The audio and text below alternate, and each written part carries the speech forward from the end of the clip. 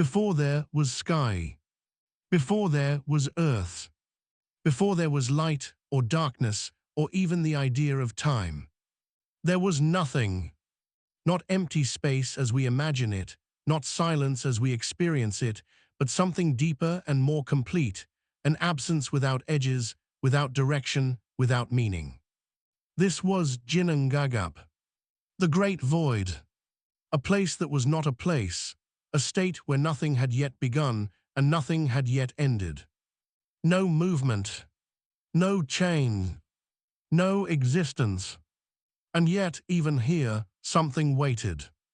Not consciously, not with purpose, but inevitably, because in this universe, nothing does not remain nothing forever.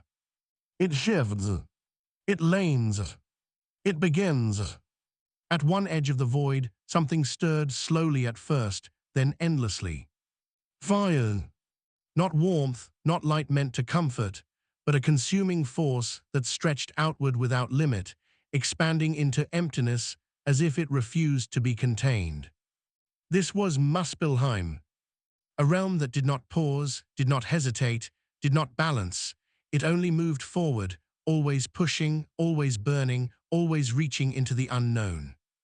At the opposite edge, something entirely different emerged. Eyes. Not stillness, but suffocation, a cold so deep it slowed existence itself, freezing motion before it could even begin. This was Niflheim, a world of mist and frost, where rivers crept instead of flowed, where time itself seemed to hesitate, as if afraid to move too quickly. And between them, between fire and ice, the void began to change.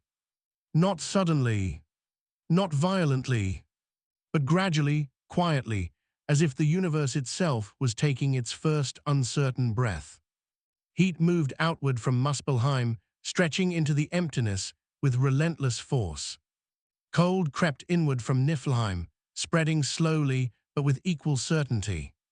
And somewhere in the infinite middle, they met. Fire touched frost. Frost resisted flame. And in that moment of contact, something impossible happened, something that had never happened before. The ice began to melt. Not quickly, not chaotically, but in slow, deliberate drops that formed, gathered, and fell into the void like the first thoughts ever created. Each drop carried weight. Each drop carried change. Each drop carried the beginning of something that could not be undone. And from those drops, life emerged. Not small, not fragile, not hesitant, but immense, ancient, uncontrolled. The first being did not awaken because there was no sleep before him. He did not grow because there was nothing to grow from. He formed. Presence before thought, existence before identity, a being created not by design, but by collision. He was Ymir, the first giant, the first life, the first break in the endless silence of Ginnungagap. He did not speak. He did not think. Not yet. But he existed, and that alone was enough to change everything. His body stretched vast across the forming void, unshaped and unrefined, a living result of fire and ice refusing to remain separate. And from him, life continued. Not through intention, not through choice, but through the same raw process that had created him. As he rested in the melting frost, more forms emerged, other giants, less defined, less stable, but connected, spreading outward without order, without structure, without control. Chaos becoming visible. Chaos becoming real. But Ymir was not alone for long. Because as the ice continued to melt, another presence began to take shape, something quieter, something steadier, something that did not overwhelm but sustained. A creature of calm power, ancient in a way that felt different, not chaotic, not accidental but necessary. This was Orthumbla, the great cow.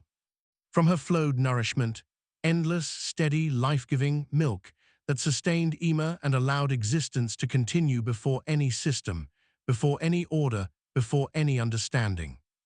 And as she moved through the frozen emptiness, licking the salt from the ancient ice, something else began to form. Slowly, almost unnoticed at first, a shape emerging not from chaos, but from persistence, from repetition, from something closer to intention. A face appeared, then form, then presence. Another being, but not like Ema. Not uncontrolled, not accidental, structured, defined. This was Beri, the first of the gods. Where Ema was chaos without direction, Beri was order waiting to rise, a presence that suggested something new had entered existence. And now, for the first time, there was contrast. Giants and gods, chaos and structure, creation and control. Two forces that could not remain separate forever and could not remain balanced forever either. Because this world, this universe, it does not begin with harmony. It begins with tension. Fire against ice, order against chaos, creation against destruction. And that tension does not fade, it deepens, it expands, it becomes the foundation of everything that follows. Ema continued to exist, to expand, to create without intention, giants spreading across the forming void, filling emptiness with presence but not with order. Because presence alone is not enough. Without intention, without control, existence becomes unstable. And instability had already begun. The world was forming, but it was not safe, not balanced, not complete. Fire still pushed outward. Ice still crept inward.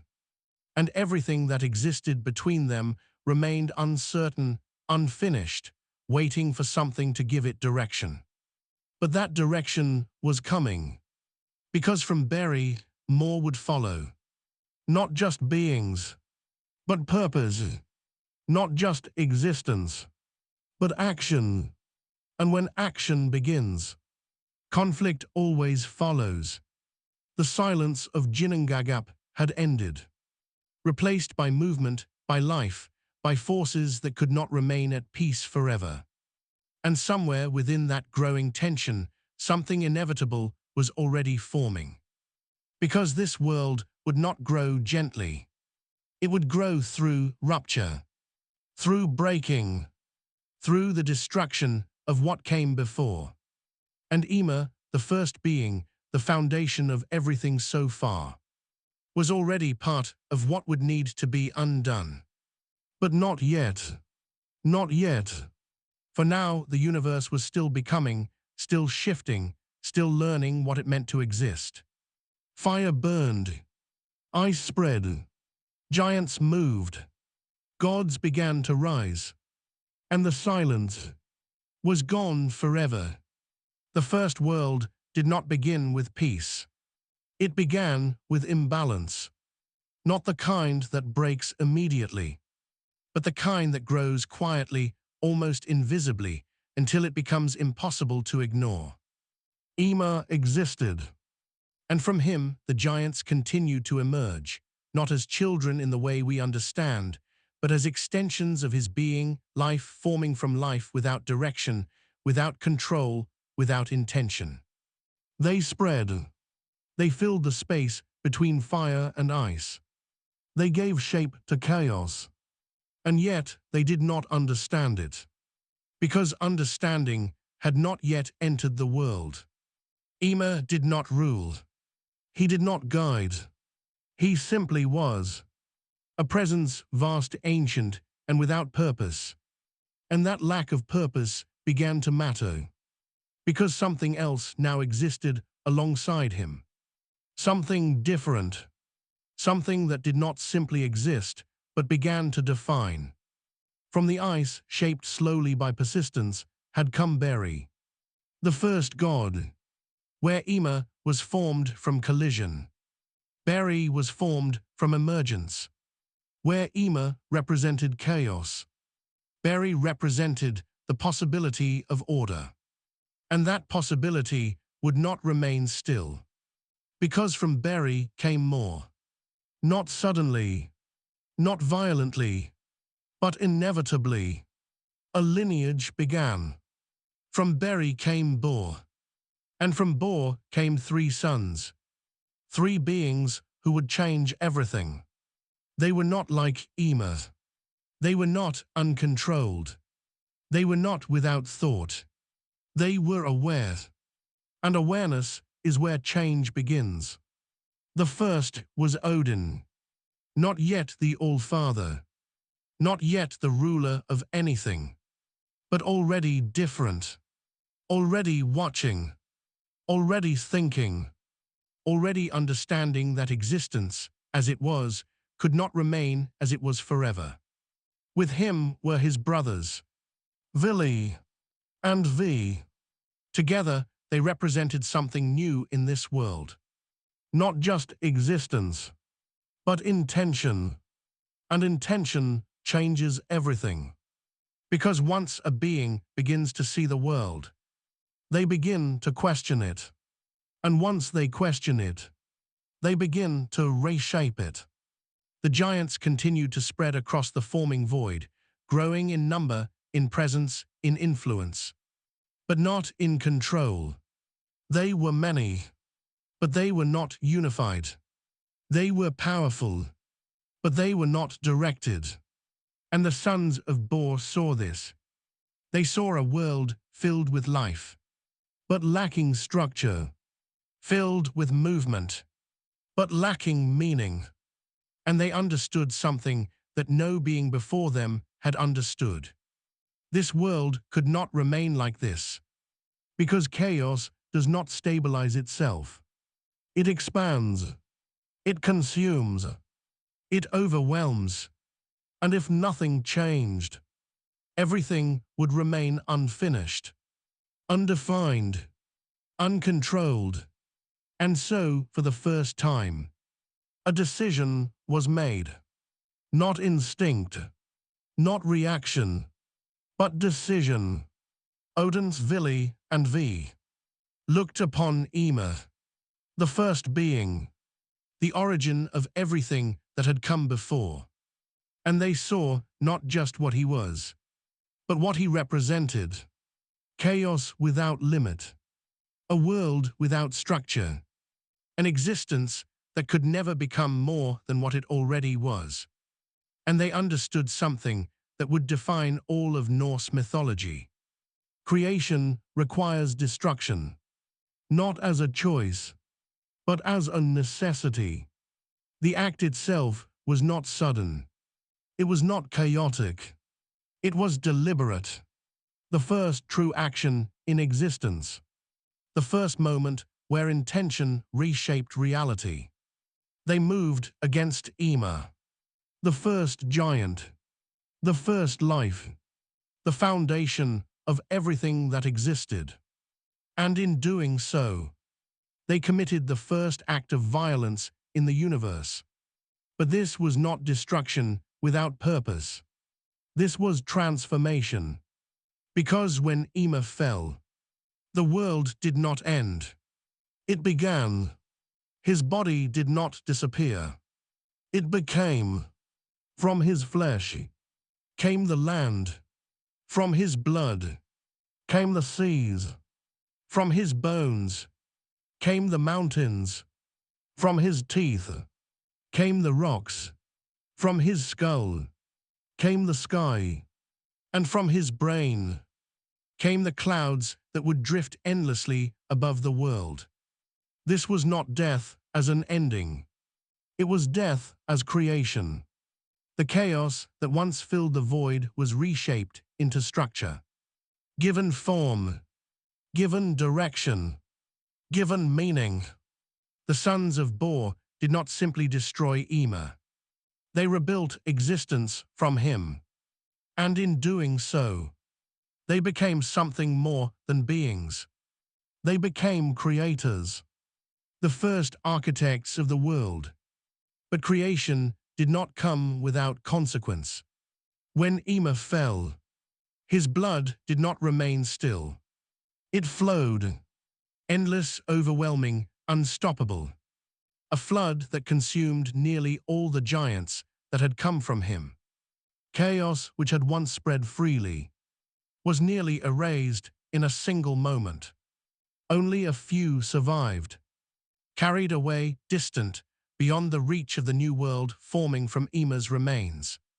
And those survivors would remember. They would not forget what had been done. They would not forget what had been taken.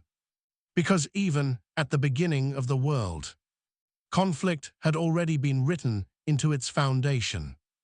The sons of Bor continued their work, not as destroyers, but as builders.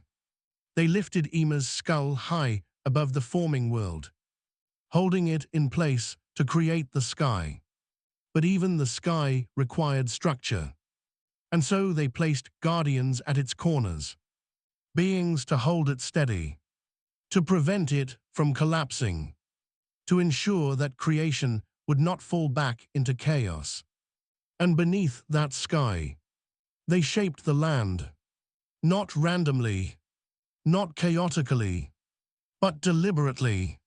Rivers formed, mountains rose, oceans spread, and the world began to resemble something stable, something real, something that could sustain more than just existence, something that could hold life with purpose. But even then, it was not complete, because structure alone is not enough. A world can exist, but without inhabitants who understand it, it remains empty in a different way. And the sons of Bor knew this, because awareness had already taken root within them. They had seen chaos. They had destroyed it. They had reshaped it. And now, they would fill it. But not yet. Because first, they would give the world its boundaries. They took what remained of Ymir, and from it they formed a barrier, a boundary between what they had created and what remained beyond. This boundary would become Midgard, not yet inhabited, not yet alive, but ready, a protected space, a world separated from the chaos that still existed beyond, a world that could grow, a world that could change, a world that could hold something more. And above it all, the sky stretched wide, held in place, stable. For the first time, the universe was not just existing. It was structured, defined, organized. But structure is only the beginning. Because once a world is built, it demands inhabitants. It demands stories. It demands meaning. And those things were still to come. The silence that once defined everything had been replaced by something new. Not chaos, not yet harmony, but possibility. And possibility is where all stories begin. Because now, for the first time, there was a world, and in that world, something would soon awaken that could understand it, something that could live within it, something that could shape it further. But even as creation settled, even as the world took form, something remained unfinished. Because beyond the edges of this new world, chaos still existed, watching, waiting, remembering, and the balance between order and chaos had only just begun. The world now existed, not as chaos, but as structure. Land stretched where once there had been nothing. Oceans moved where once there had only been silence. Sky arched above, vast, steady, held in place by intention rather than accident. And yet, something was missing. Not in the mountains, not in the seas, not in the sky, but in the meaning of it all. Because a world without those who understand it is still incomplete. The sons of Bor, Odin, Vili, and Vi stood within what they had created. And they saw not just land, but possibility, not just structure, but absence, because everything that existed so far had come from chaos, or from the act of shaping chaos. But nothing yet had been made with intention for itself. Nothing that could look at the world and understand that it existed. And so, they began to walk across the land formed from Yma's body, across shores shaped by his blood, through a world that was still new, still quiet, still waiting. And as they walked, they found something, not alive, not aware, but different. Two forms, driftwood, carried by the newly formed seas, shaped by currents that did not yet know their own direction. They lay there, still, empty, without meaning, but not without potential. And Odin saw it. Not just wood, not just lifeless form, but the possibility of something entirely new. Something that did not come from chaos, but from creation. Something that would not simply exist, but would experience. And so, for the first time, life was given, not formed by accident, not shaped by collision, but created by will. Odin stepped forward, and he gave breath, not air, but life itself, the invisible force that separates stillness from movement, that turns matter into existence. And the forms stirred. Not fully, not yet, but something had begun. Then Vili stepped forward, and he gave mind, thought, awareness, the ability to perceive, to understand, to question. And now, the form was no longer just alive. It was conscious. Then V stepped forward, and he gave form, not shape but identity, senses, voice, the ability to interact with the world, to exist within it rather than simply occupy it. And the first being opened its eyes. Not a giant, not a god, something entirely new. A being that stood between chaos and order. A being that would live within the structure of the world, but never fully control it. This was the first human. They called him Ask. And beside him, they created another. Not as a copy, but as balance. Another form, another presence, another awareness brought into existence through the same act of will. She was Imbla, and together, they were the beginning of something the world had never seen before. Not chaos, not divine, but human. They stood there, new, uncertain, aware, the first beings who could look at the world and recognize it, who could feel the wind, see the sky, hear the movement of water, and understand that they were part of it. And yet, they were not like the gods. They were not creators. They were not eternal.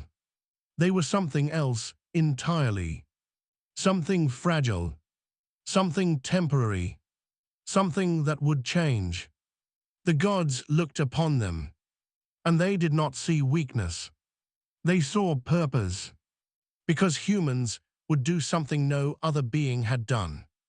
They would live within the world, not shape it, not dominate it, but experience it. And through that experience, the world itself would gain meaning. Because a mountain means nothing without something to see it.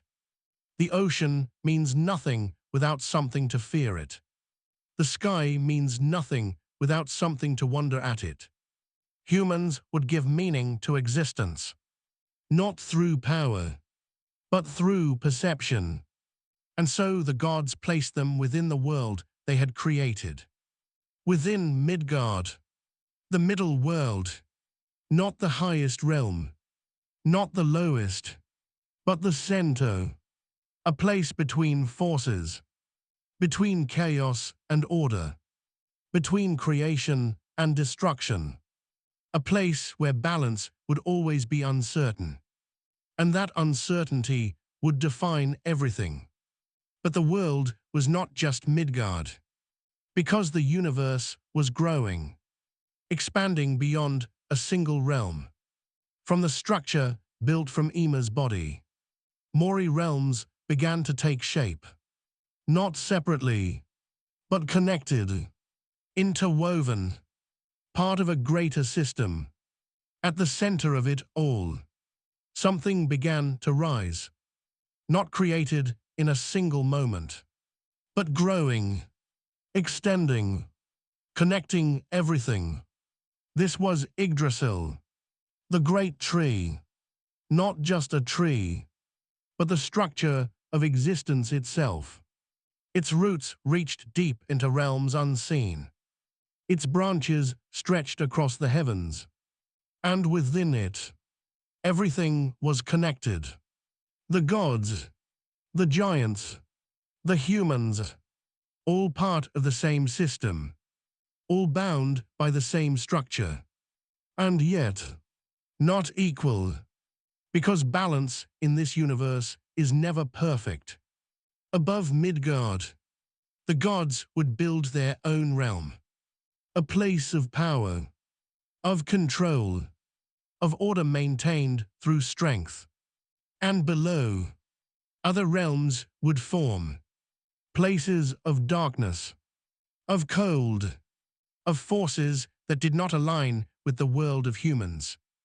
The universe was no longer a single space.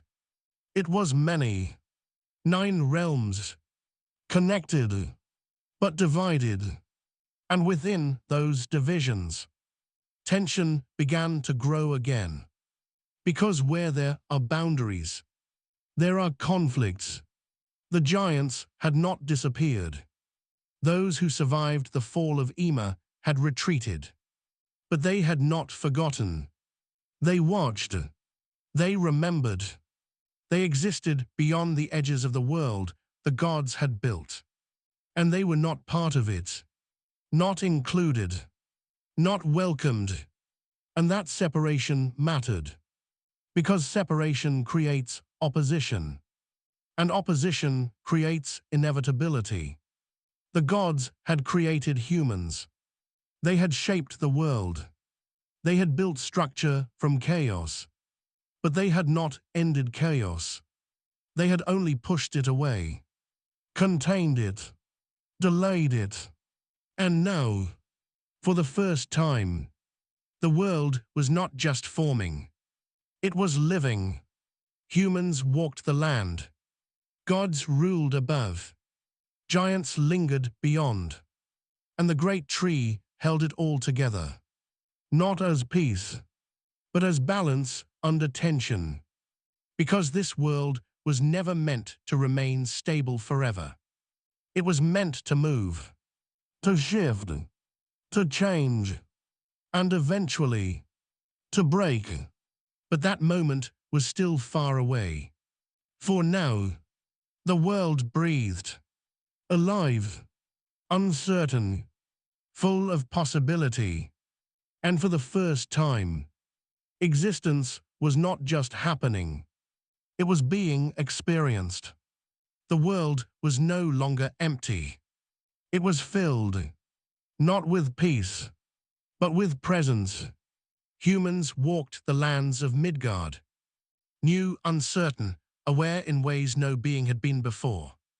They felt the wind and did not understand it. They saw the sky and could not explain it. They lived but did not yet know what living meant. And above them, something greater was taking shape. Not chaos, not accident, but power organized. The sons of Bor had not created the world to leave it unguarded. They had shaped it, and now they would rule it. High above Midgard, beyond the reach of human sight, they began to build something new. Not from Yma's body this time, but from intention, from vision, from the idea that order must be maintained, not just created. This place would become Asgard, the stronghold of the gods, not merely a home, but a center of power, a realm where control would be held, decisions would be made, and the structure of the universe would be protected. And at the center of that realm, one figure began to rise above the others, not because he demanded it, but because he understood more than the rest. Odin. He was no longer simply one of three brothers. He was becoming something more. A leader, a thinker, a being who saw beyond the present moment. Where others saw a world already formed, Odin saw a world that could still fall apart. And that understanding shaped everything he did. Because creation had not ended chaos. It had only reshaped it. And Odin knew that what had been pushed away could return. Asgard rose slowly, not through magic alone, but through purpose. Holes were formed, spaces defined, a realm built not just for existence, but for governance. And within it, the gods began to take their places. Not all at once, not fully formed, but gradually, each with a role, each with a presence, each representing a different force within the growing universe. But even as Asgard rose, it was not safe, because between Asgard and Midgard, there was distance, separation, a gap that could not remain open forever. And so, the gods created a bridge, not of wood, not of stone, but of something more. Light, color, energy, a path that connected realms while reminding all who saw it that it was not meant to be crossed lightly. This was Bifrost, the burning bridge. Beautiful, but dangerous. A connection, but also a warning. Because not all beings were meant to move freely between worlds. And guarding that bridge, standing watch between realms, was a figure who did not sleep, who did not fail, who did not miss what others might overlook. Heimdall, the Watcher, the guardian of the threshold. His role was simple and absolute. Nothing would cross without being seen. Nothing would approach without being known. Because the gods understood something now. The world was not just theirs. Beyond Midgard, beyond Asgard, other realms had taken form. Realms not shaped by the gods. Realms not controlled by them. Realms that still carried the essence of what had existed before. The giants, those who had survived the fall of Yma, had not disappeared. They had withdrawn. They had gathered. And they had claimed a realm of their own. A place beyond the reach of the gods' control. This was Jotunheimr, a land where chaos still lived. Not unformed, but untamed. And they remembered. They remembered Yma. They remembered what had been taken. They remembered the act that had reshaped the world at their expense. And memory, in this universe, is never passive. It becomes resentment. It becomes opposition. It becomes inevitability. Odin knew this. He understood that the world was not at peace. It was only balanced. And balance is fragile, because it depends on forces that do not trust each other. And do not forget, Asgard grew stronger, more defined, more populated. Gods took their places within its halls. Some would come to represent war, others wisdom, others strength, others trickery, each one adding to the complexity of the universe, each one creating new possibilities and new conflicts, because more beings means more perspectives, more desires, more actions, and not all actions align. Down in Midgard, humans continued to live, to grow, to learn. They built nothing yet. They ruled nothing yet. But they observed, and in observing, they began to understand. Not fully, not completely, but enough to begin shaping their own existence. And that would matter, because humans were not like gods, and not like giants. They were something in between, capable of understanding, but not of control, capable of change, but not of permanence. And in that, they became unpredictable. Above them, the gods watched, sometimes gidding, sometimes interfering, sometimes simply observing, because even they did not fully understand what they had created. And beyond all of it, the great tree, Yggdrasil, continued to grow, its roots reaching into realms unseen, its branches stretching across all existence, holding everything together, not through peace, but through connection, because everything was linked. Gods to humans, humans to giants, giants to the past to the future. And within that connection, tension moved, slowly, quietly, inevitably, because no realm existed in isolation, and no action remained without consequence. The world was no longer being created. It was being lived in. And living always leads to change. Asgard stood. Midgard breathed. Jotunheimr watched. And the balance between them held for now, but not forever, because this world was not built to remain still. It was built to move, to shift, to collide, and eventually to break. The world was no longer a single place. It was many, not separated completely, but divided enough that each part began to feel different, to behave differently, to shape the beings within it. And holding all of it together, not by force, not by rule, but by existence itself, was Yggdrasil, the great tree, not simply a tree, but the structure of the universe. Its roots reached deeper than thought. Its branches stretched further than sight. And within it, every realm, every being, every force was connected. Not equally, but inevitably, because nothing in this world existed alone. At the highest branches, above the reach of human understanding, lived the gods. In Asgard, a realm of power, of control, of order maintained through strength and awareness. It was not peaceful, but it was stable, because stability had been built into it. Guarded, watched, defended.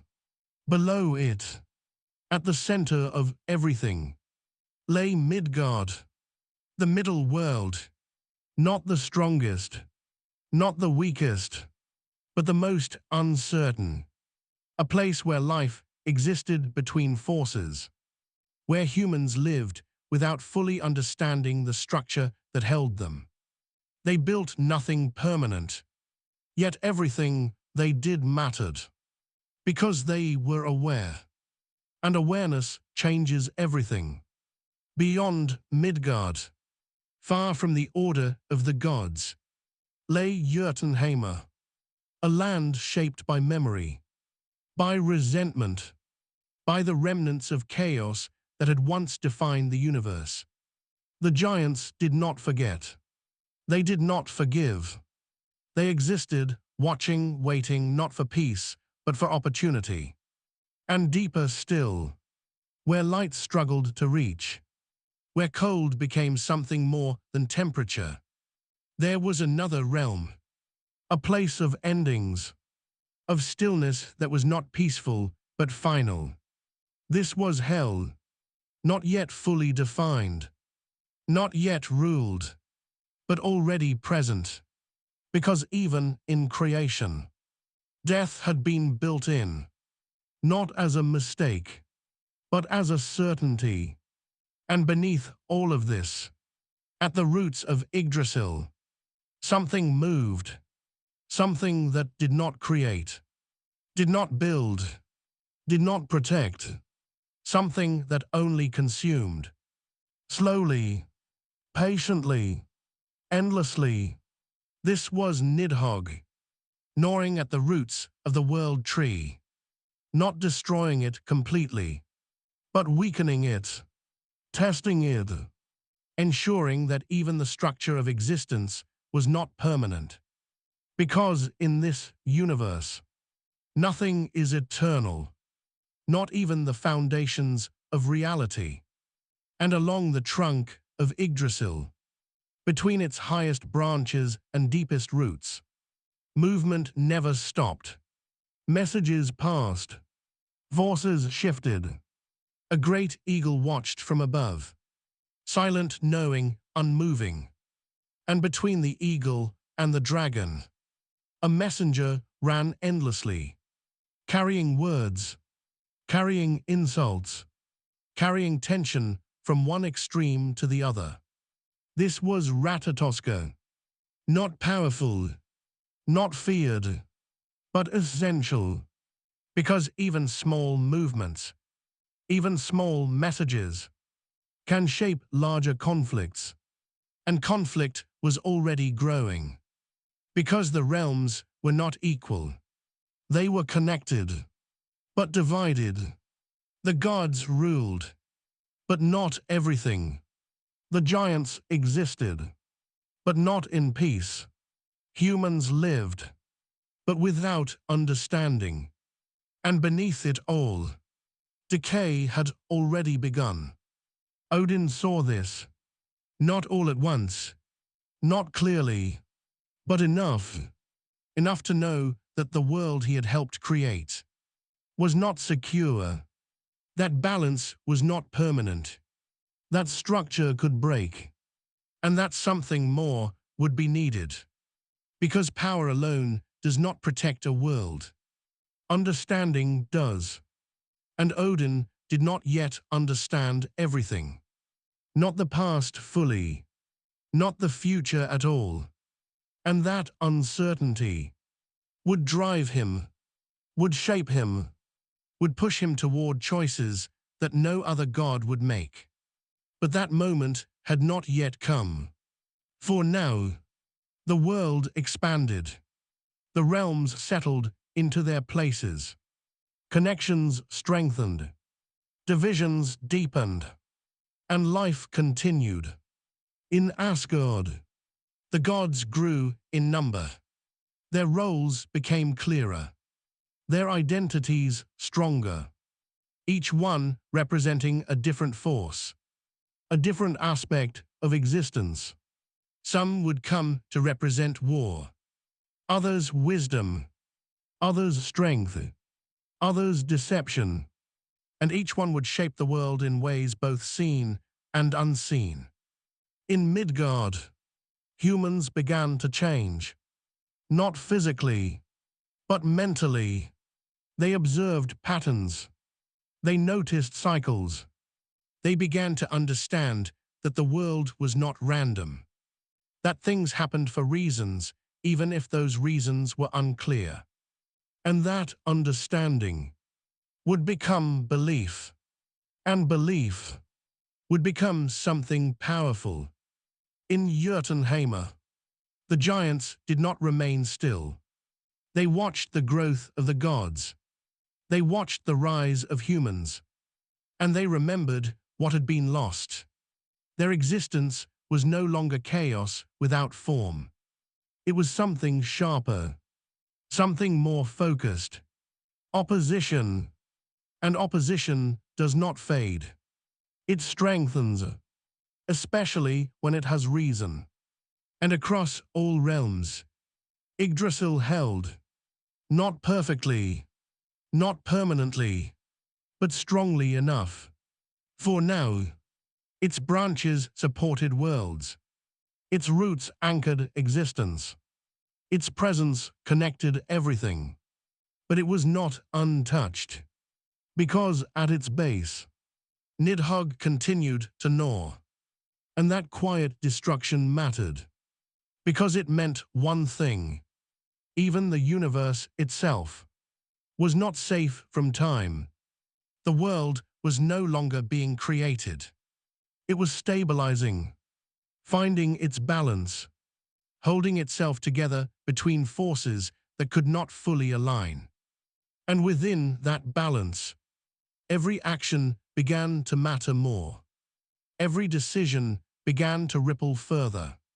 Every being began to play a role, whether they understood it or not. Because this was no longer the beginning. This was the middle, the stage where everything exists. But nothing is certain, and uncertainty is where the greatest stories are born. Power had been built. The world had been shaped. The realms had taken their places. And yet, something was still missing. Not from the land, not from the sky, but from understanding. Because to create a world is not the same as understanding it.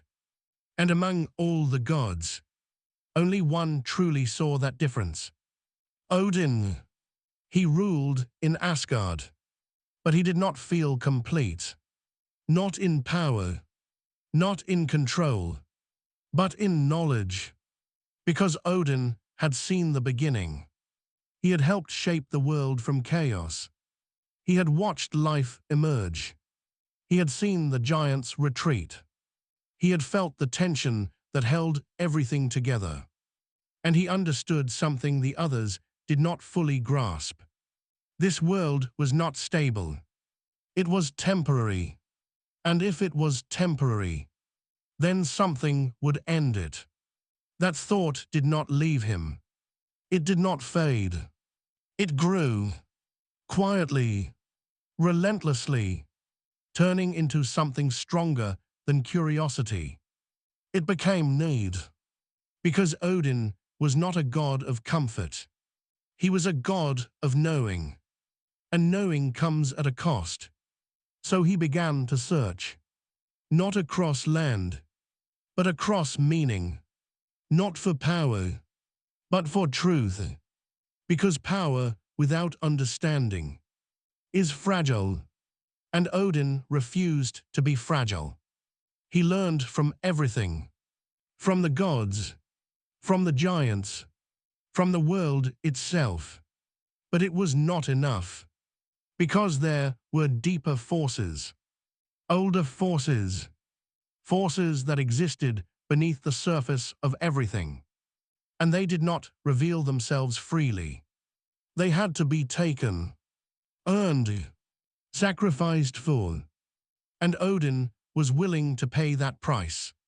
At the edge of existence, near one of the deepest roots of Yggdrasil, there was a well, not a simple pool of water, but something far older, something that held memory itself.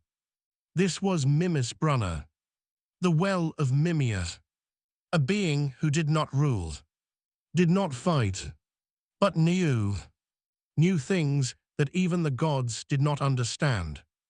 New truths buried beneath time, hidden beneath the structure of the world. And Odin came to him, not as a ruler, but as a seeker, because knowledge does not respect power. It demands something else, a prize.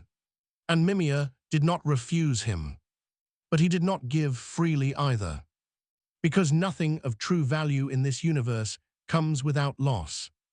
And so, a choice was placed before Odin, not forced, but inevitable. If he wanted to see more, to understand more, to look beyond the limits of what even the gods could perceive, he would have to give something in return. Not something small, not something replaceable, something permanent, something that would change him forever. And Odin did not hesitate, because he had already decided. He reached up, and he took his own eye, not in anger, not in desperation, but in certainty, and he gave it, a part of himself, for a part of the truth, and the well accepted it. The waters shifted, not physically, but meaningfully, because Odin had crossed a boundary. He was no longer just a god who ruled. He was a god who had sacrificed for knowledge. And in that moment, he saw not everything, but enough. Enough to understand that the world was not built to last forever. Enough to understand that forces were already moving toward something inevitable. Enough to understand that there would be an end. Not today, not tomorrow, but one day.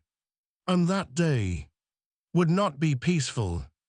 Odin returned to Asgard, changed, not weaker, but deeper, because knowledge does not make a being lighter. It makes them heavier. It gives weight to every thought, to every decision, to every future action. And Odin carried that weight. But he did not stop there, because one sacrifice had given him vision, but not mastery. There were still forces he did not understand, still secrets hidden within the structure of the universe. And one of those secrets lay within Yggdrasil itself. The great tree did not just connect the realms. It held them. It defined them. And within it, there was something hidden, something not easily seen, something that could not be taken, only earned. The runes, not symbols, not language, but forces, representations of the deep structure of reality. Things that did not just describe the world, but shaped it. And Odin wanted them, not to control everything, but to understand everything. And so, he made another choice. Not smaller, not easier, but greater. He went to Yggdrasil, the center of existence, the axis of all worlds. And there, he did something no other being had done. He sacrificed himself, not metaphorically, not symbolically, but completely. He pierced himself with a spear, and he hung from the great tree, not for a moment, not for a day, but for 9 nights. 9 nights without food, without water, without relief, suspended between life and death, between existence and absence. And no one helped him. No one saved him. Because this was not a test of endurance. It was a transformation. Because in Norse mythology, true knowledge is not given. It is taken through suffering, through sacrifice, through the willingness to lose everything for understanding. And Odin did exactly that. He hung there, watching nothing, feeling everything, enduring a silence that was no longer empty, but filled with meaning just beyond reach. And on the ninth night, something changed, not around him, but within him. The runes revealed themselves, not as shapes, but as truths, as forces that connected everything, as patterns that underlined existence itself. And Odin saw them, understood them, took them, and in that moment, he became something more. Not just a god, not just a ruler, but a seeker who had gone further than any being before him. He fell from the tree, not dead, but changed. Forever. He had lost an eye. He had endured pain. He had sacrificed himself. And in return, he had gained knowledge that no other god possessed. But knowledge comes with consequence. Because now, Odin did not just feel that the world was temporary. He knew it. And knowing something like that changes everything. Because it means every action matters more. Every moment becomes heavier. Every choice becomes irreversible. Odin returned again to Asgard, not as the same being who had left, but as something deeper, something more aware, something burdened.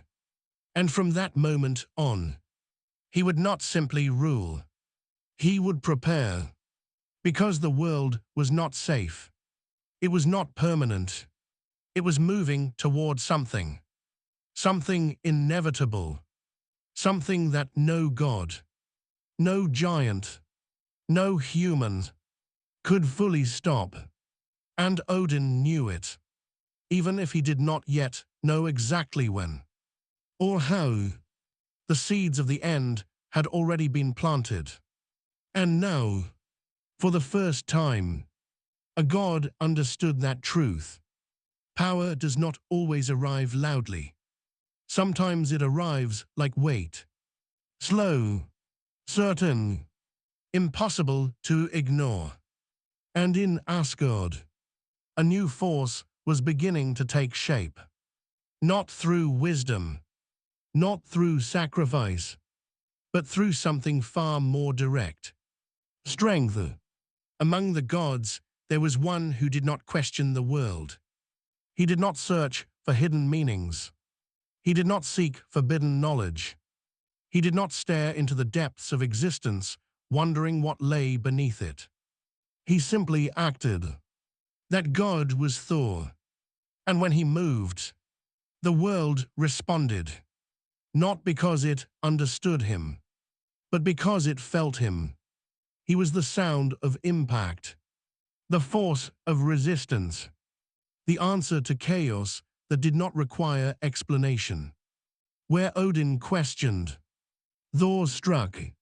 Where others hesitated, Thor advanced.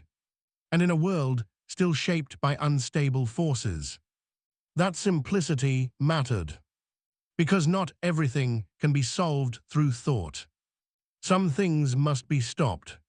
Physically, directly, without delay. Thor carried that role within the structure of the gods. Not as a thinker, but as a defender. And in the growing tension of the worlds, that role became essential. Because beyond the order of the gods, beyond the structure of creation, there was still resistance, still memory, still the weight of what had been before. In Jotunheim, the giants did not disappear after creation. They adapted. They endured.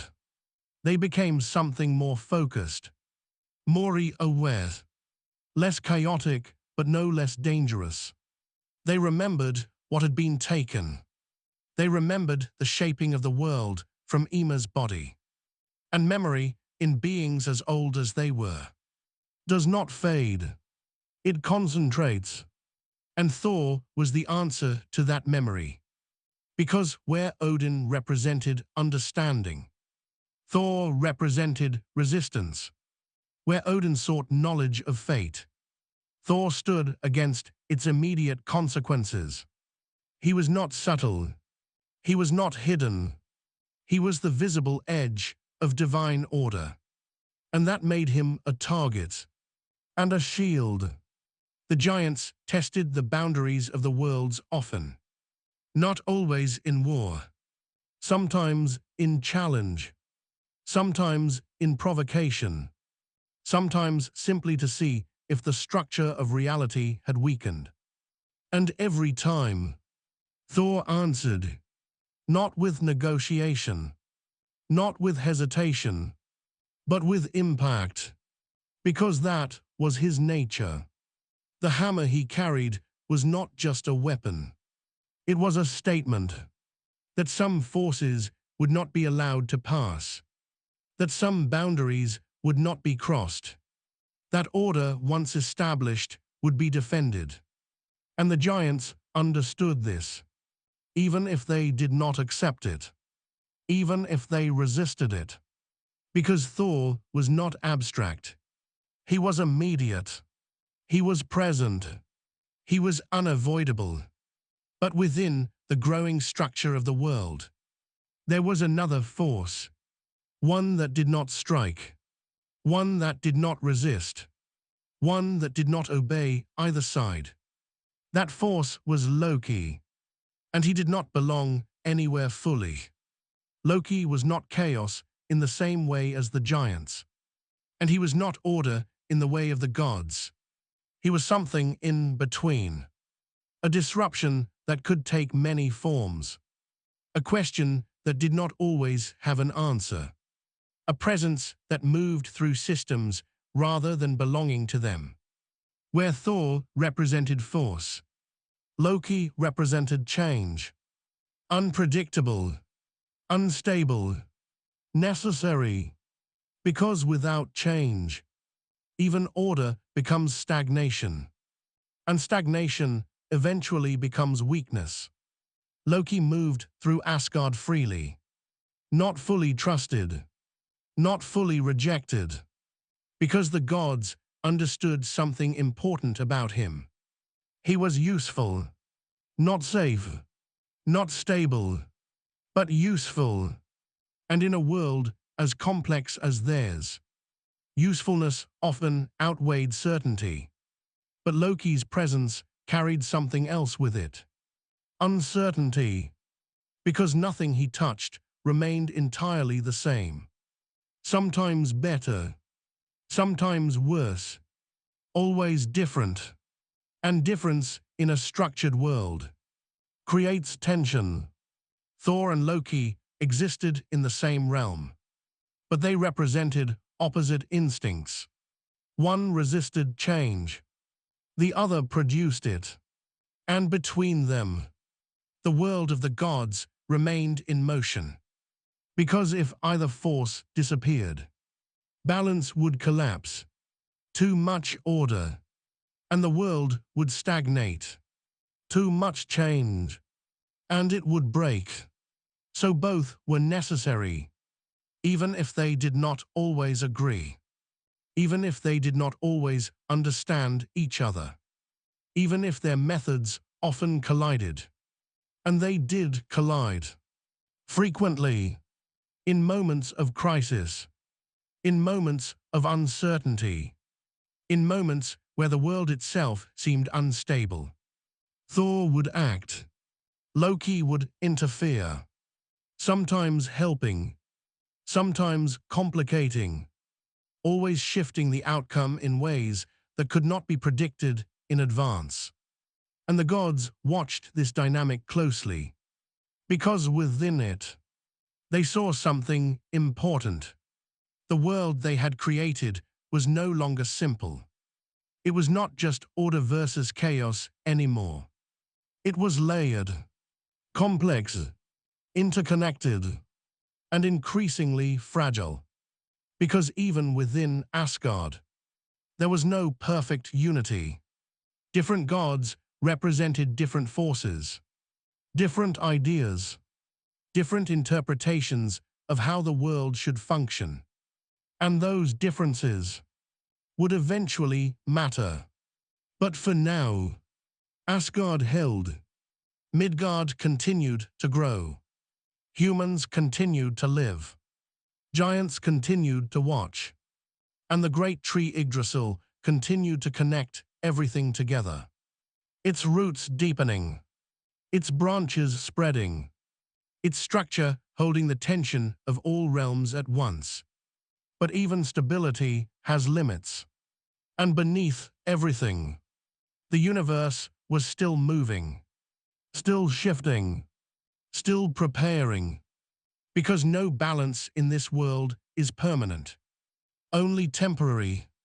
And even the gods were beginning to sense that truth. In every structured world, there comes a point where order begins to feel incomplete. Not broken, not failing, but unfinished in ways that cannot be ignored. And in Asgard, that feeling was growing. The gods had built a realm of strength. They had created a world of boundaries and bridges. They had shaped humans, giants, and worlds beneath the great tree. But even within their structure, something restless remained. Because order alone does not explain everything. And where explanation fails, myth begins. Among the gods, there was one who did not simply enforce order, but questioned it. That god was Odin. And by now, he had seen too much to believe in permanence. He had seen the birth of worlds, the shaping of realms, the sacrifice of giants, the creation of humans. And still, he felt the same tension beneath everything.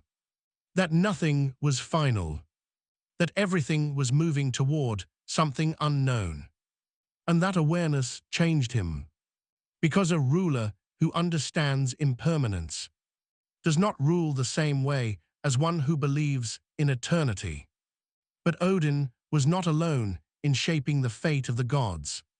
There were forces within Asgard that did not follow structure in the same way. Forces that moved unpredictably. Forces that disrupted certainty.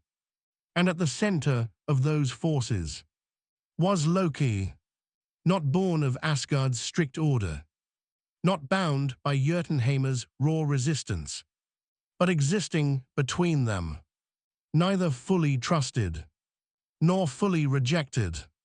Loki did not follow patterns. He created deviations. He did not stabilize systems. He tested them, and in doing so, he revealed weaknesses that others could not see. Because every structure has blind spots. Every system has gaps. And Loki lived inside those gaps. Sometimes he helped the gods. Sometimes he harmed them. But always, he changed outcomes. And change in a world built on balance is dangerous, but necessary. Because without disruption, even the strongest systems collapse under their own rigidity. And yet, there was another force in Asgard, one that did not question, did not deceive, did not deviate. It simply stood as certainty made form. That force was Thor, and where Loki shifted reality, Thor anchored it. He did not need explanation. He did not require subtlety. He was presence made action. When storms gathered across the realms, when giants tested the borders of order, when chaos pressed against structure, Thor responded, always directly, always decisively, always physically. Because not all problems are solved with thought. Some are solved with force. And Thor embodied that truth completely. His presence was not subtle within Asgard. It was felt before it was understood. The sound of movement, the pressure of arrival, the certainty that something would be stopped. Not debated, not analyzed, stopped. And in a world still balancing on fragile boundaries, that certainty mattered. Because beyond Asgard, beyond Midgard, beyond the structured realms of the gods, the giants were still there. In Jotunheim, they watched, they waited, they remembered. The world had been taken from them once, not through negotiation, but through transformation. Ymir had fallen, and from him the world had been shaped. But memory does not vanish in beings as old as the giants. It accumulates. It becomes pressure. It becomes intention.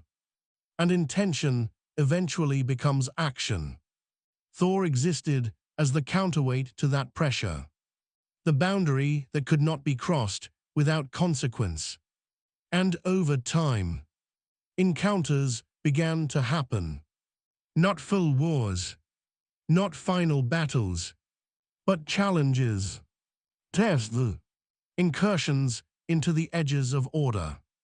And every time, Thor responded, not because he sought conflict, but because he was its answer. Meanwhile, Loki observed, sometimes assisting, sometimes interfering, sometimes simply ensuring that events did not proceed as expected. Because Loki understood something the others did not always acknowledge. Stability without change is fragile, and change without stability is destruction. The balance between them was not optional. It was structural. But balance is never peaceful. It is tension held in place, and tension always seeks release. In Midgard, humans continued to develop without fully understanding the forces above them. They told stories of thunder in the sky. They spoke of strange tricks of fate. They felt patterns they could not explain. And those patterns slowly became meaning. Meaning became belief. And belief became myths. Without knowing it, humans were already shaping the gods as much as the gods shaped them. Because perception is powerful, and stories travel farther than truth. And within the structure of Yggdrasil, all of it was connected. Asgard, Midgard, Jotunheim, and every realm in between. Not separate, not isolated, but interdependent. And interdependence creates vulnerability. Because if one realm shifts, all others feel it. If one force changes, all others react. And change was already happening. Quietly, gradually, unavoidably. Odin felt it most clearly. Not as vision, not as prophecy, but as pattern. The sense that the world he had helped create was not stable in the way he had once believed. It was held together, but not secured. And that difference mattered, because anything held together can come apart. And somewhere within that realization, the idea of fate began to form, not as a rule, but as a possibility. Something even the gods could not fully escape. Something even they would eventually face. But that understanding was still forming, still incomplete, still waiting, because the world was not ready yet. Not for its end, not for its breaking, not for what came after order.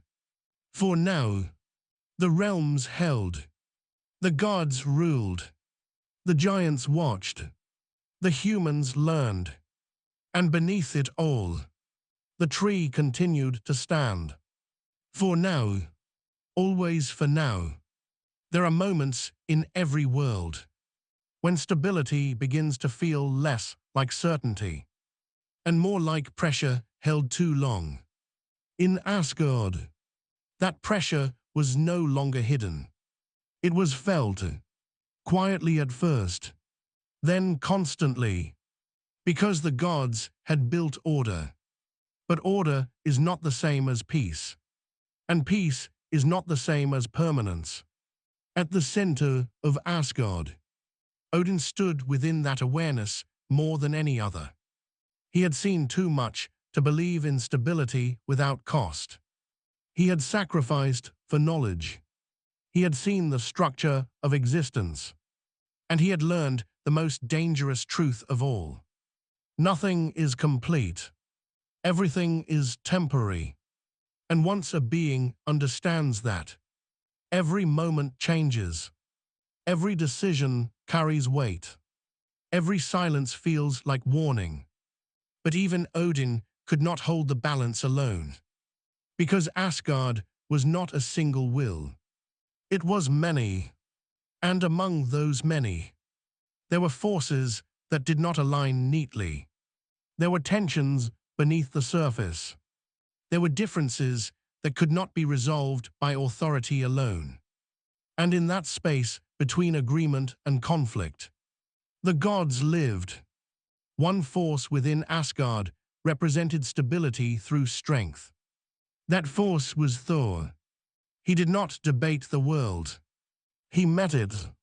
When threats emerged from beyond the ordered realms, when the memory of giants stirred in Jotunheim, when uncertainty pushed against the borders of creation, Thor answered, not with thought, not with hesitation, but with presence, because some things do not require interpretation. They require resistance, and Thor was that resistance made form. But stability alone is never enough to sustain a world. Because without change, even structure becomes fragile. And within Asgard, change arrived in a different form. Not through force, but through disruption. That force was Loki, and he did not fit anywhere fully. Not in Asgard's order, not in Jotunheim's chaos.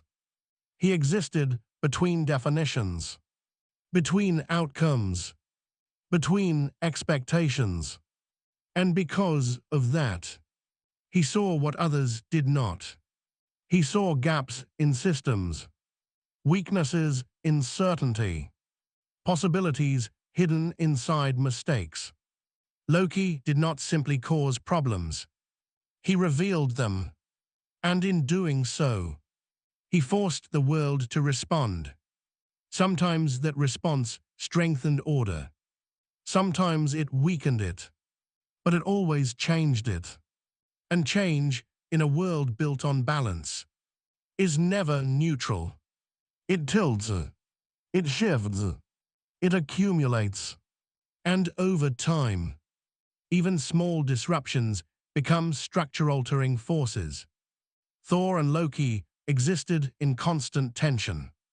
Not always conflict, but contrast.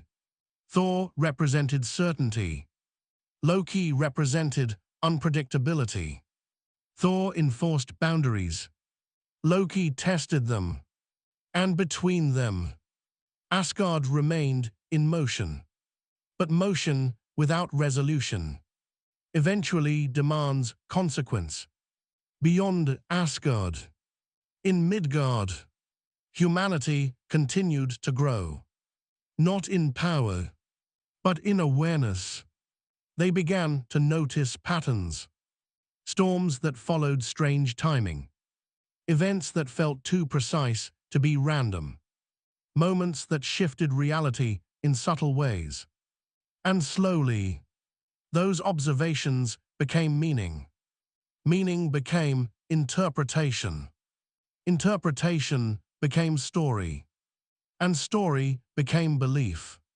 Without knowing it, humans were already shaping the divine world above them.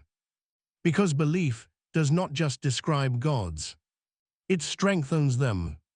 And across all realms, the great structure held, the vast tree of existence, Yggdrasil, continued to bind everything together. Its roots deep in unseen places, its branches extending beyond comprehension, its presence constant, but not unchanging, because even something so vast is not immune to strain, and strain was beginning to build.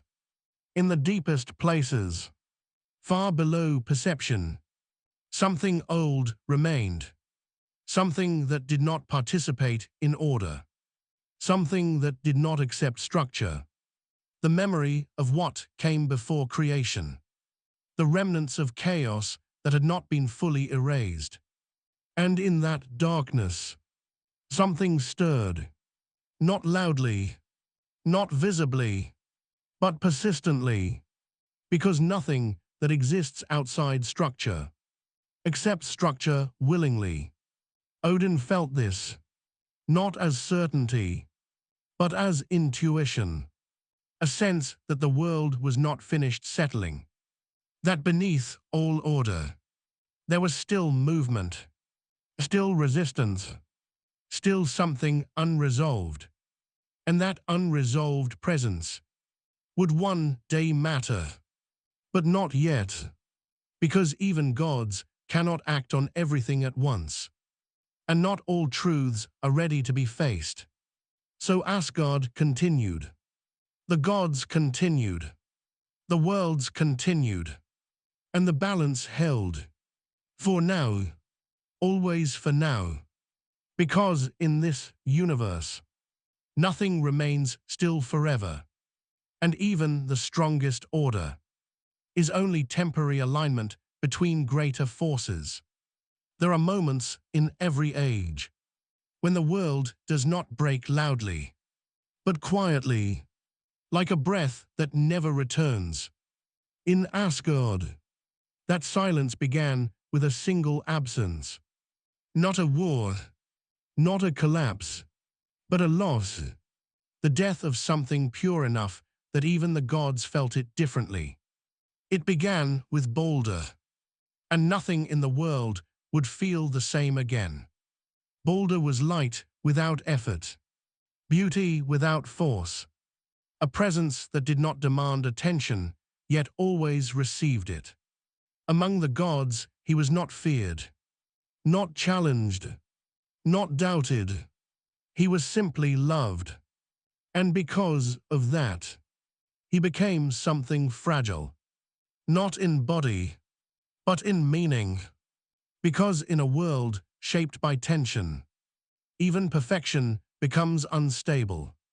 His presence in Asgard was like calm in the middle of pressure, a reminder that not everything needed conflict to exist, that not all forces were oppositional, but even calmly, in a world like this, is temporary. The gods began to notice something unsettling. Dreams, disturbing ones, visions of loss, of darkness entering brightness, of something ending that should not end. And at the center of those dreams was Balder. Odin saw them too, not once, not briefly, but repeatedly.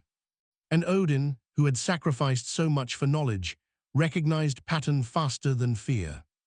Because dreams in Asgard are not meaningless. They are signals, warnings, echoes of something already moving beneath perception. And so he acted. He sought understanding.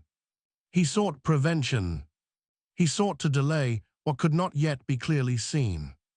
But even knowledge has limits. And fate does not negotiate easily. In Midgard and beyond, the world remained unaware. Humans continued their lives. The giants in Jotunheim continued to watch. And beneath everything, The great structure of Yggdrasil continued to hold all realms together. But holding is not the same as protecting, and protection was already failing in places no one could see. Within Asgard, there was one who did not dream in the same way as the others, one who moved through gaps in certainty, one who understood how fragile even divine things could be. Loki, and where others saw inevitability, Loki saw opportunity. The gods believed Balder to be untouchable, protected by oaths, protected by agreements, protected by the assumption that no harm could reach him. But assumptions are not protection. They are blind spots. And Loki understood blind spots better than anyone. What followed was not simple betrayal. It was complication layered upon complication. Because in this world, nothing is ever only one thing. A single idea began to spread through the gods. That Balder could not be harmed. That every force in existence had sworn to protect him. Fire, stone, metal, disease, beast, all had promised. And because of that, the gods relaxed. They celebrated. They tested the belief. Arrows were thrown. Blades were swung. Objects were hurled. And nothing harmed him. Not even a scratch. And so laughter filled Asgard. Confidence replaced caution. Certainty replaced awareness. But Loki watched. And in watching, he found what others had missed. A single exception. A detail overlooked.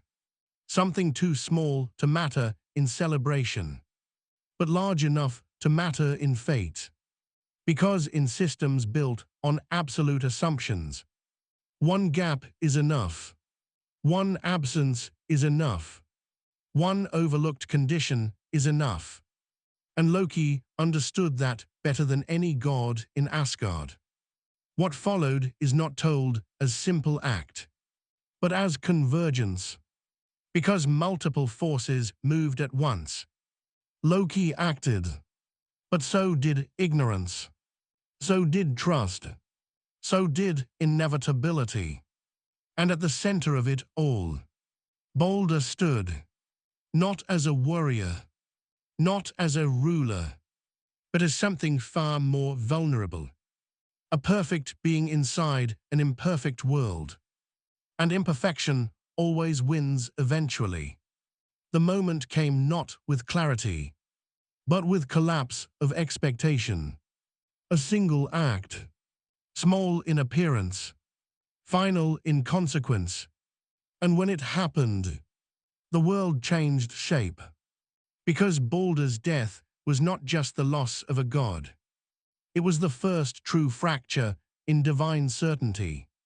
Even in Asgard, even among immortals, even within structure itself, something could end. And once that truth exists, it cannot be undone. Silence followed, not immediate, not simple, but expanding, spreading through realms like something heavier than air. The gods reacted, not as unified force, but as shock, because they had not understood that such a thing was possible.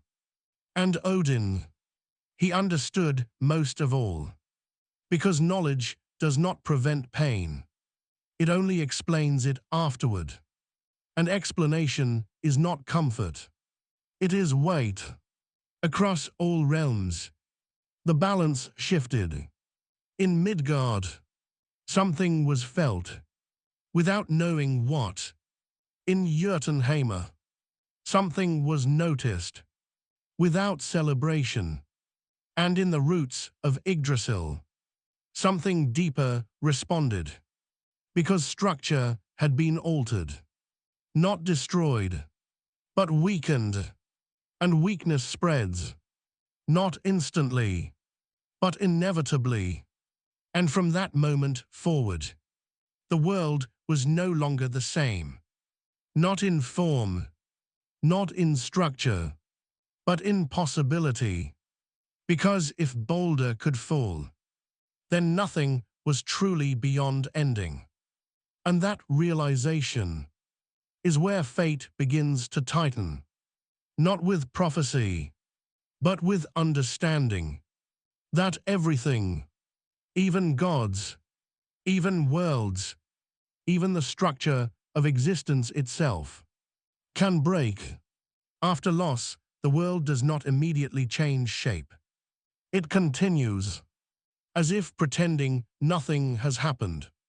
But beneath continuation, something shifts permanently. In Asgard, the death of Balder did not fade. It settled, like weight that cannot be lifted. The gods did not forget. They could not, because forgetting would require undoing understanding.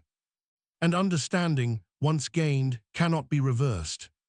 Even Odin, who had sacrificed vision for knowledge, now faced something knowledge could not solve. Meaning without resolution. Loss without correction. A truth that simply remained true. And in that silence, something deeper began to surface. Because Balder's death was not just an ending. It was a signal, a fracture in certainty. And fractures do not stay small forever. They spread across the realms. In Midgard, humans felt it without knowing why. A heaviness in stories, a shift in dreams, a sense that the world had become less stable than before. In Asgard, the gods began to look differently at everything they had assumed was permanent. Even protection, even oaths, even divine agreement. Because if Balder could fall, then nothing was absolute. And if nothing was absolute, then everything could change. But change does not remain abstract. It takes form. It gathers. It becomes beings. And within the structure of the world, something ancient responded to this imbalance. Not newly created, but long contained, long restrained, waiting beneath the surface of order. In the deeper world, in Jotunheimr, the giants did not celebrate Balder's death. They observed it, because they understood what it meant. Not victory, but opening, a weakening in the structure that had confined them since the shaping of the world. Because they had never forgotten Ymir. They had never accepted the world formed from his body. And now, for the first time in a long age, they saw vulnerability in the gods. And vulnerability invites response. Among them was one presence that did not forget, that did not adapt, that did not integrate into balance, that only accumulated time. That was Fenrir, not yet unleashed, not yet fulfilled, but already growing beyond containment. Because some beings are not shaped by order. They are delayed by it. And delay is not prevention. It is postponement. Elsewhere, far beyond sight, the world serpent moved in silence through endless sea. Jörmungandr, encircling Midgard itself. Not attacking, not resting, but existing as boundary. A reminder that the world has edges even when it appears whole. And edges are always points of tension.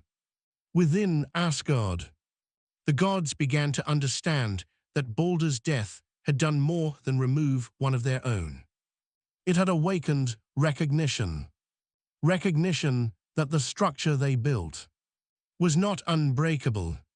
And once that recognition exists, it cannot be erased, only faced.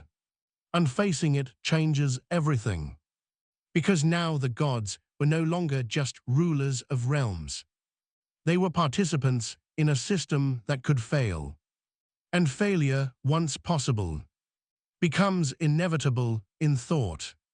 Odin felt this more than any other, because he had already seen too far, already sacrificed too much, already understood that knowledge does not prevent endings. It only confirms them. And now that confirmation had taken shape in reality. Not theory, not vision, but consequence. The world tree itself, Yggdrasil, seemed to carry the tension more heavily. Its branches no longer just connecting realms, but holding them under strain. Because connection is not neutral. It transmits pressure as much as it transmits life. And pressure was increasing. In every realm. In every direction. In every silence between events. The giants waited. The gods watched. The humans wondered. And beneath it all, the system of existence itself began to shift towards something that had been spoken of only indirectly before. Not destiny as story, but destiny as structure. Not prophecy as warning, but prophecy as inevitability. Because once imbalance enters a system this large, it does not leave. It evolves. And in evolution, it eventually becomes form. Fenrir's presence grew. Jörmungandr's presence circled. Loki's influence spread unpredictably through the gaps of divine order. And even Thor's certainty began to feel less like permanence and more like resistance against something larger. Because resistance implies pressure, and pressure implies direction, and direction implies end. The gods did not speak of it openly, but they felt it. All of them, even those who refused to acknowledge it. Especially those who refused. Because denial does not remove knowledge. It only delays acceptance. And the world no longer had much delay left. The balance that had held since creation, since the shaping of Ymir, since the rise of Asgard, was now strained beyond its original design. And when structure strains too long, it does not return to rest. It breaks, not suddenly, but inevitably. And somewhere within that inevitability, the next turning of the world was already forming. Silent, unstoppable, approaching. When a system begins to fail, it rarely announces itself with collapse. It whispers first, in tension, in uncertainty, in the feeling that every action now carries more weight than before. In Asgard, that whisper had become constant. The gods no longer moved with the same certainty, not because they were weaker, but because they were aware. And awareness changes everything. At the center of that awareness stood Odin, not as a ruler in confidence, but as a being carrying knowledge that could not be unlearned. He had seen too much.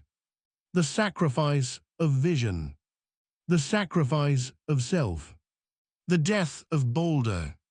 Each revelation had added structure to understanding and weight to existence, because knowledge does not arrive empty.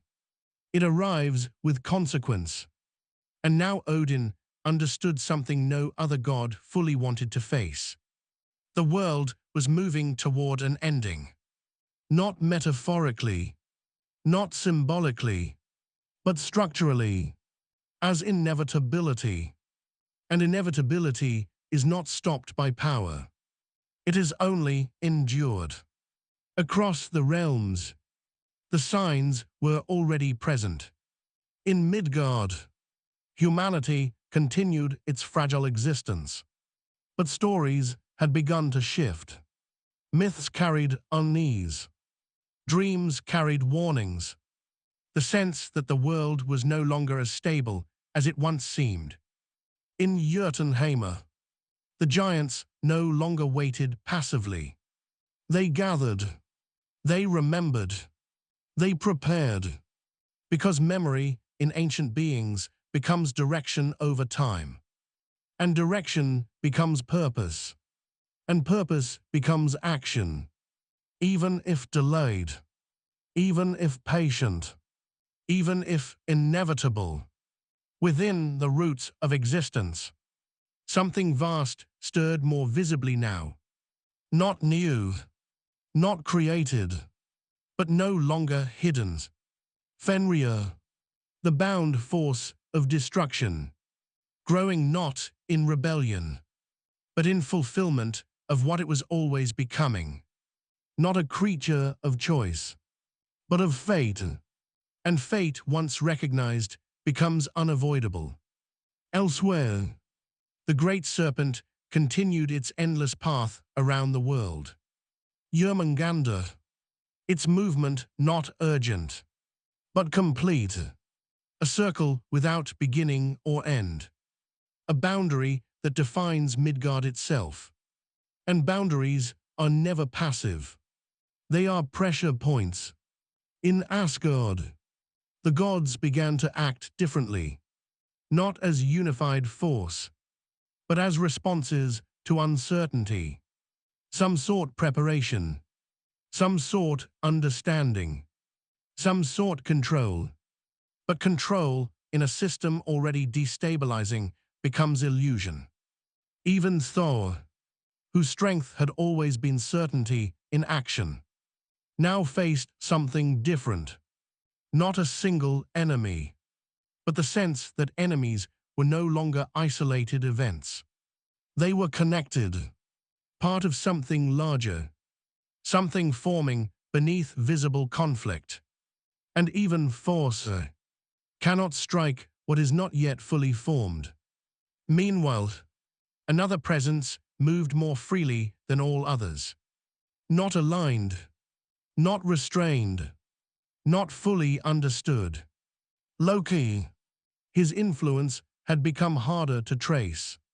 Not because he disappeared, but because the world itself had become more complex, more interconnected, more unstable.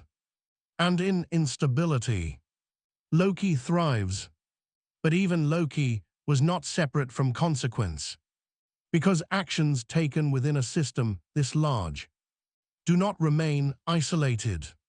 They echo, they multiply, they return in forms no longer recognizable as their origin.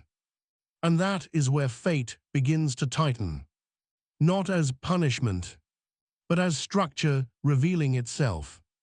Odin understood this more clearly than any other being, because he had already seen the hidden layer beneath existence.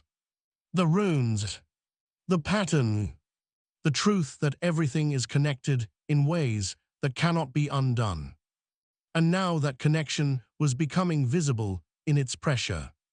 The world tree, Yggdrasil, no longer felt like a symbol of unity.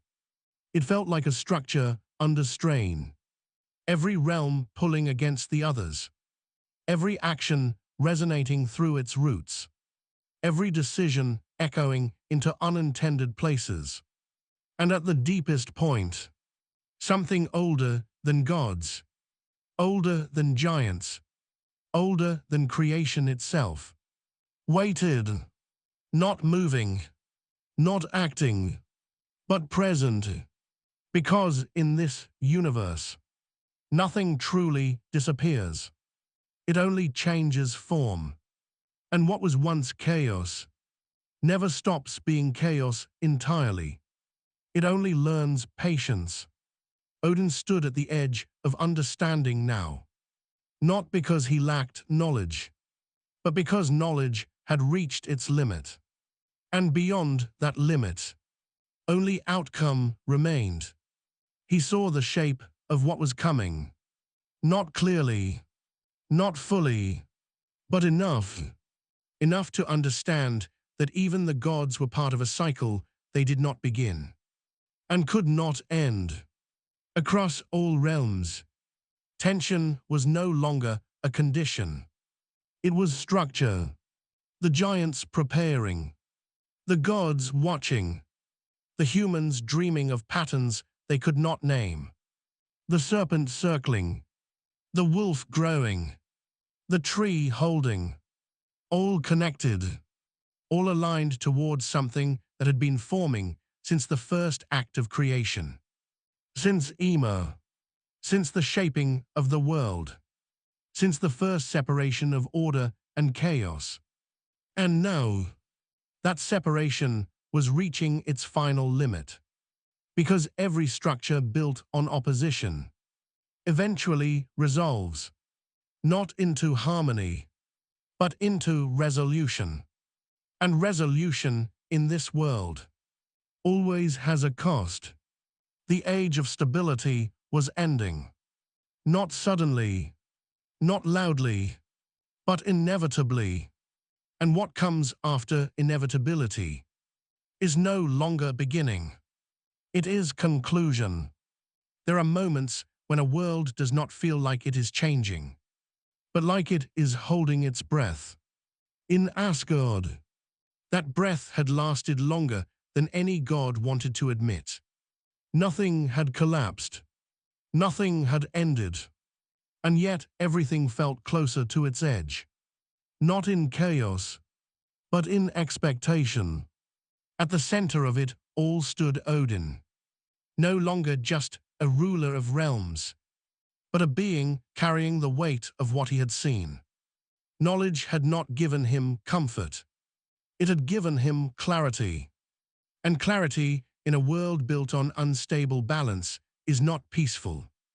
It is heavy, because Odin no longer believed the world might end. He believed he understood how. And that difference changed everything. Across the realms, events were no longer isolated. They were connected. Every action seemed to echo into another.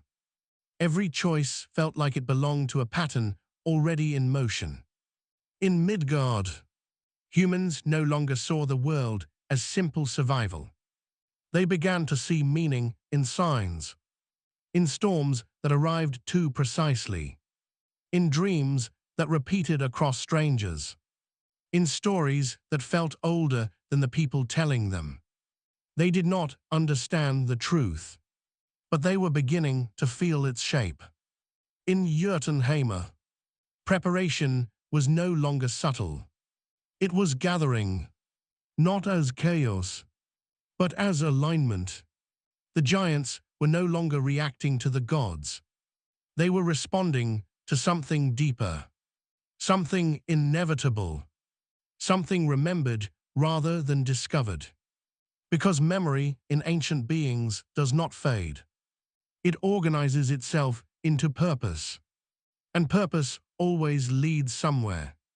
Within the roots of existence, something vast was no longer silent. Fenrir was no longer just growing. It was becoming, not through choice, but through function.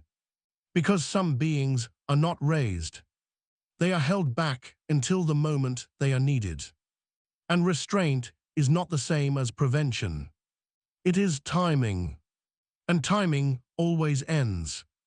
Nearby, the world itself continued its endless boundary. Jörmungandr, encircling Midgard in a silent loop that defined the limits of the world without needing to announce them. It did not attack. It did not retreat. It simply was. And that being was enough. Because boundaries that move are still boundaries. And boundaries always imply pressure on both sides.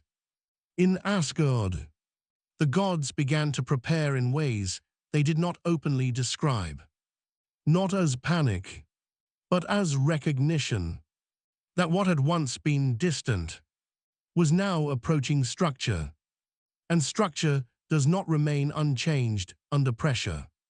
It either adapts or breaks.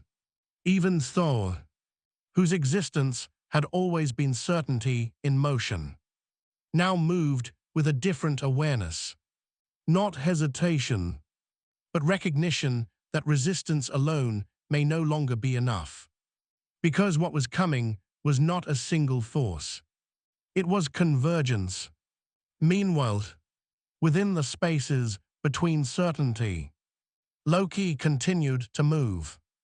Not always seen, not always understood, but always present in the gaps where structure failed to account for unpredictability. And unpredictability in a world like this is not accident. It is pressure release. Because systems under strain do not stay rigid forever. They find weak points. And through those weak points, they chain. Sometimes violently, sometimes subtly, always irreversibly. Odin understood this better than anyone now, because he had already seen the pattern beneath all patterns, that the world was not just built on order and chaos, but on their interaction. And that interaction was reaching its limit. The great tree, Yggdrasil, no longer felt like a structure simply holding worlds together. It felt like a structure holding them apart.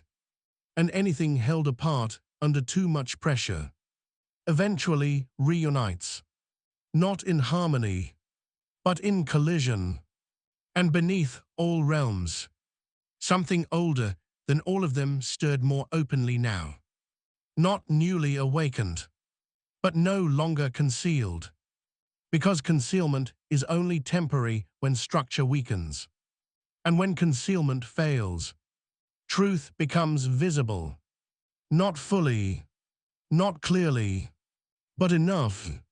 Enough for gods to stop pretending they do not know. Enough for giants to stop waiting without reason. Enough for fate to stop being concept and begin becoming direction. Odin stood within that realization, not resisting it, not denying it, but enduring it, because he understood something none of the others fully did yet. The end was not coming as punishment. It was coming as completion. And completion does not negotiate. It arrives.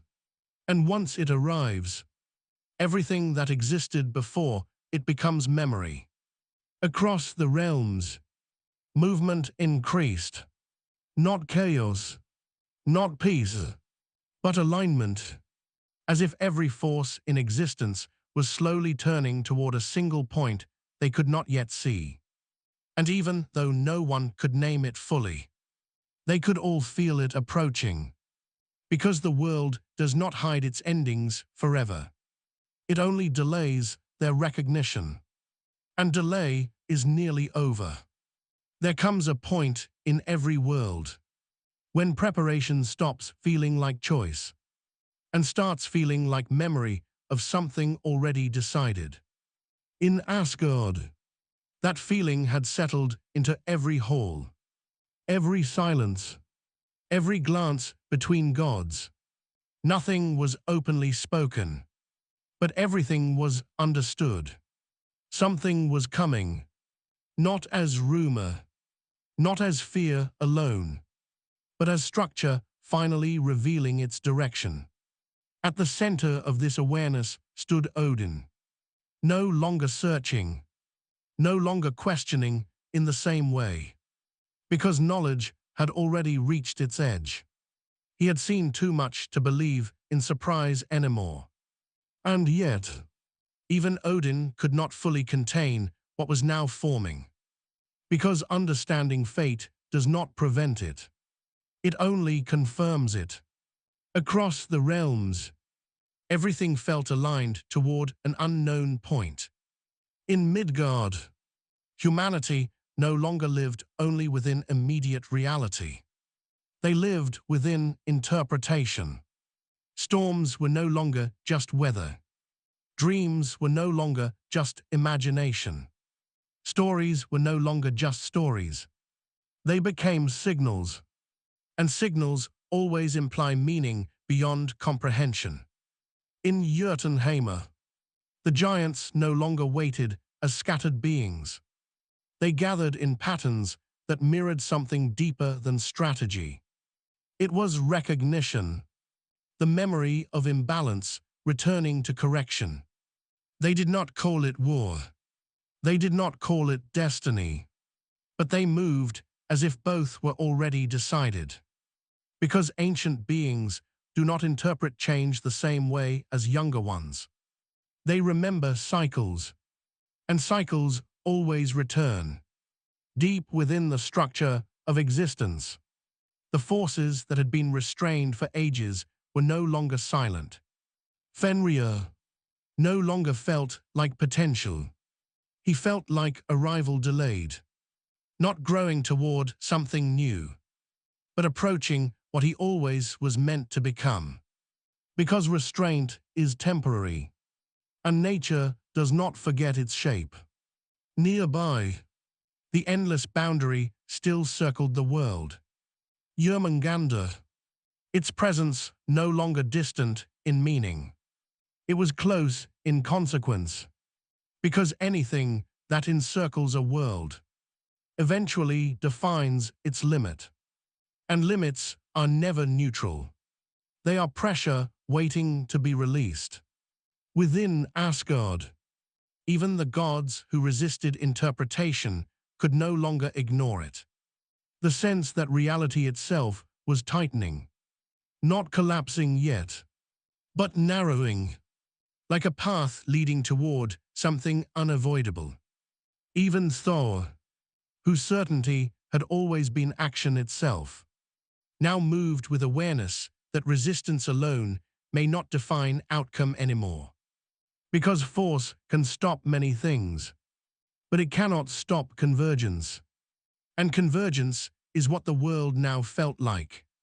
Everything moving toward the same unseen center. Everything aligning without instruction.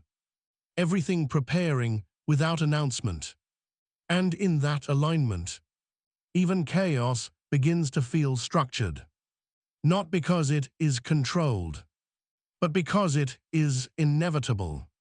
In the gaps between realms, Loki remained as unpredictable as ever. But even unpredictability changes meaning when everything else becomes predictable in direction. Because chaos does not exist outside fate in this world. It exists inside it. As deviation, as pressure release, as necessary distortion within structure too rigid to remain unchanged. And Loki understood that better than most. But even he was no longer separate from consequence. Because consequence in this world does not remain local. It spreads through Yggdrasil, through every realm, through every root and branch. The great tree, Yggdrasil, no longer felt like connection alone. It felt like tension made visible. Every realm pulling, every force responding, every action echoing further than its origin. And beneath it all, something that had been contained since the earliest shaping of existence, was no longer fully contained, not unleashed, not free, but no longer silent. And silence breaking is never gradual. It is threshold. Odin felt it most clearly now. Not as fear, not as uncertainty, but as completion approaching form. The pattern he had seen long ago. The one hidden beneath runes, beneath sacrifice, beneath vision itself, was no longer abstract. It was manifesting, not all at once, but everywhere at once. And that difference matters more than speed, because simultaneous movement across all realms is not coincidence. It is structure finalizing itself. The gods did not call it by name openly. The giants did not announce it. The humans only dreamed fragments of it. But all of them felt it, because existence itself was now pointing in a single direction. And direction, once unified, becomes irreversible. Asgard prepared, not as reaction, but as acknowledgement, that what was coming was not invasion, not conflict, but culmination. And culmination does not choose sides. It ends systems. Even the world tree, Yggdrasil, seemed heavier now, as if every realm it held was leaning toward the same unseen moment. And once everything leans in the same direction, balance becomes impossible. Only movement remains. Slow, absolute, final. Odin stood within that inevitability and did not look away, because some truths are not meant to be avoided, only witnessed. And in witnessing, the world itself begins to complete its shape. There is a moment in every myth when the future stops being something approaching and becomes something already present. In Asgard, that moment had arrived, not announced, not celebrated, not resisted in any meaningful way anymore. Simply known.